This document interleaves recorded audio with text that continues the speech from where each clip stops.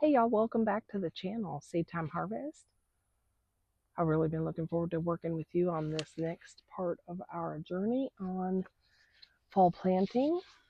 I have almost 60 days before my first average frost. Now that's not a hard freeze, a killing freeze. It is just a frost, which you can protect your plants like I will, with some kind of row cover. Typically don't use plastic, although I'm not opposed to using plastic, but I think Agribon row cover should be sufficient for my area. I'm in a zone 8A, so we don't get deep, hard frosts for long periods of time. So we have time to get some things planted. And one of the things is beets. They need about a 60-day window. And I have let me see if I can show you this. This is a quick maturing vegetable varieties. And so I am going to be reading from this, and I will also put a link to this. So we have time to plant beets by seed. We have time to plant carrots by seed because they can actually tolerate frost, and you can harvest clean into the winter. Sometimes people have had them under the snow, and you just remove the snow, pull your carrots, and they're fine. Here we typically don't do that because of creepy crawlies that eat carrots and beets. So we would harvest ours and not let them completely overwinter. Swiss chard is another one that we can plant seed now. Garlic and onions by seed, we will be putting those in the middle to end of October. And then let's see, we also can put in lettuce, mustard greens, English peas, sugar snap peas. Those can go in through the end of September. Now this is a Denton, Texas guide that I pulled off the internet. So if you're north of that or wherever you are compared to that, you adjust your days and you find a chart for your area, the closest to your area. I'm north of Denton, but I just use this chart as a guide. It's the closest to me. So sugar snap peas, potatoes could go in, although they can't handle a frost at all. So I'm not going to bother with potatoes this year. And then radishes can go in clean up until October 17th. Spinach, turnips, and that's it for my list. Like I have different types of greens that are not on this list, and I just find the closest variety and match it to that. So here's a list. I'm just going to run through these real quick. For beans, if you were going to plant and try to get beans up, the fastest growing bush bean is top crop. It comes in at 51 days. Cherokee wax is 52. So those are actually some that you could plant now if you have that many days left in your growing season. Beets are all less than 60 days at Detroit Dark Red, Early Wonder, Ruby Queen, Sweetheart. I prefer Detroit Dark Red and the Early Wonder. So with beets, they seem to do real well for me. And then broccoli comes in at less than 60. I think these are all less than 60 days. And like I said, 60 days will take us to November 15th or something like that. So with the broccoli, we've got Pac-Man, which I've heard of. It's 55 days. Premium Crop, Green Goliath, Green Comet, and Cruiser. Now these are just suggestions. You can go to a seed rack anywhere and look on the back, date to maturity on the variety, or you can Google it, either one, And and then you'll know if that is a good variety for your area. The carrots, Danvers is a 65-day. Babyfinger is a 50-day carrot. Scarlet Nance is 70-day. Cauliflower is early snowball is 55-day. Speaking of cauliflower, we're going to have to replant because it looks like the grasshoppers seem to have taken it all out. And I already replanted one pot with carrots that they took out this weekend while I was not home. So it is what it is. Okay, so chard. I seem like I wanted to plant some more chard, and I don't remember if we did or we didn't, but I'm going to find some nooks and crannies around here and plant some Swiss chard.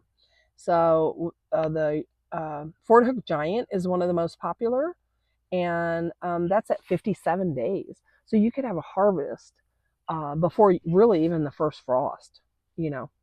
So corn, I wouldn't try that now because they do not like the cold. Let's see, let's move on to kale. Okay, so kale comes in at Russian red kale. I think I have some of that. It comes in at 40 days. So I think we need to get that out and maybe plant some of that. And then dwarf blue curled vates. That is a really nice kale. And I think I have seed for that. So we'll look at that. Kohlrabi, we've already planted. They're doing good. They're up. And I think they got a set of tree leaves. Purple Vienna is the one that we planted. And it's a 62-day. And then lettuce, I will just say lettuce goes from anywhere from 45 to 70 days to date of maturity. And I'm sorry I'm fidgety, but this time of the year when we're doing videos outside, there's a lot of little critters that try to get on me. So lettuce, we've got green leaf, green ice, oak leaf, salad bowl, black seeded Simpson. And lettuce can handle frost, so no worries on that. Mustard greens are really a great one to plant right now because they actually get a better taste during the frost. So when they get frosted, and then you just wait until the middle of the day, and they're just beautiful. Ford Hook Fancy is a 40-day. Giant red mustard greens, 23 days to harvest. So these all of the mustard greens I have listed here are less than 45 days. So that's really good to know. Then mustard and Asian greens are all less than 60 days. Like the Pak Joy that we planted is a 42-day. I did a garden tour the other day and showed y'all the Pak Joy is doing really well. Okra, I really wouldn't try that right now. It's a little too cool, and cooling off here. But if you have, some hot weather in your area, Clemson Spineless is a good one, and the Burgundy is a good one. They're both 56 days or less to harvest, but they need it hot. Bunching onions are really good right now, like white bunching or white Lisbon onions are less than 60-day to harvest. And let's see, we got peas, and these I believe are English and sugar snaps. So like the Oregon sugar pot is 65 days or less. Sugar snap, sugar and little marvel, green arrow, those are really good. Alaska, I planted a bunch of those one year. And I got them mixed up with my sugar snaps. And I thought the pods were edible, and they're not. When I harvested them, they weren't anyway. And then radishes are always a great end of season plant because they typically are less than 30 days from seed to harvest. And so that's always a great reward. And if you don't know, radishes are great when you roast them in the oven. I have a toaster oven just because, tiny house. And it's great because I just put a bunch of stuff on a stone, Pampered Chef stone, and I um, can do my meat, my veggie all at once. Something's flying around behind me. I don't know if you noticed in the video the other day that spider crawling up my arm, but I sure wish I would have known. I didn't know at all until that thing hit the table. And then when I was editing the video, I saw that spider, and it might have been a good thing I didn't know because I might have just flailed ridiculously and to get it off me. All right, so radishes, any variety is going to be good with radishes. There are some here that are mentioned. Which one is the one I like? Uh, Cherry Bell, and it's a 22-day from seed to harvest, so that would be great. Spinach is a 45-day. Um, New Zealand spinach is 65, but you also have to remember they're counting to full harvest. I normally don't let my spinach get big. I harvest it as baby spinach, and that's the way I prefer it. If it gets too big, then I might saute it, but I prefer if I'm going to eat it raw, I want it small. So spinach is a good one right now, and turnips. Turnips purple top white globe is what I have, and that's a 55-day to maturity. Now I will tell you, I don't eat turnips. I've tried them lots of different ways, roasted, mashed, just all the different things. I don't like them, but I do love turnip greens. And so turnip mustard, kale, spinach, I like to take all that and put it in a pot and cook it. That's probably what I'll do with my turnips, my greens, and then maybe find someone that actually eats turnips. Um, I've seen some beautiful little white ones. Let me see if the name is on here.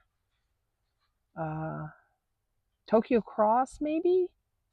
Anyway, they're just little white salad turnips. And I've always wanted to try those because the only ones I've ever tried are well, sorry, I did that. The only ones I've ever tried are the purple top turnips. So maybe I'll try something else one. But all right, now I have 2 packages of the purple top, which is enough to seed half my garden. So I'm not going to buy any more turnip seeds until I get rid of those. Now, and my gardener's fixing to have their grab bag sale. So keep an eye out on Facebook or at his website for that. That's always a great time to get, some just surprise things that you didn't really know you needed until you got them. And seeds are like that. I got a grab bag years ago, and there was probably 15 different varieties of lettuce that I got that it was absolutely great. It's a great way to experiment without spending a lot of money. So give that a try um, when that opens up. Usually posted on his website. So, but anyway, just to give you an idea of what you could plant now and what we'll be planting, I found a few pots that are just completely decimated for grasshoppers.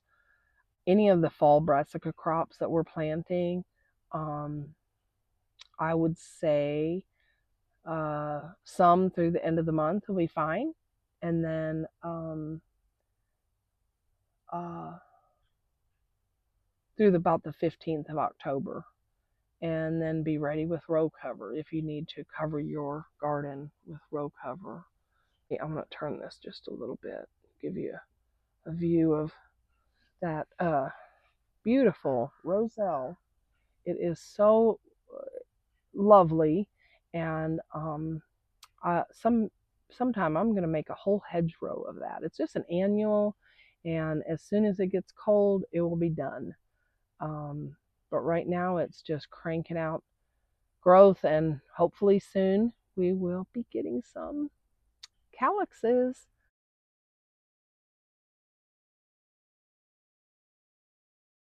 And we'll have enough roselle for, years and years and years to come. I want to try several things with the calyxes this year. Stay tuned for that. Let me know in the comments below, what seeds are you sowing? Thanks for coming along on this journey, and we'll see you in the next video.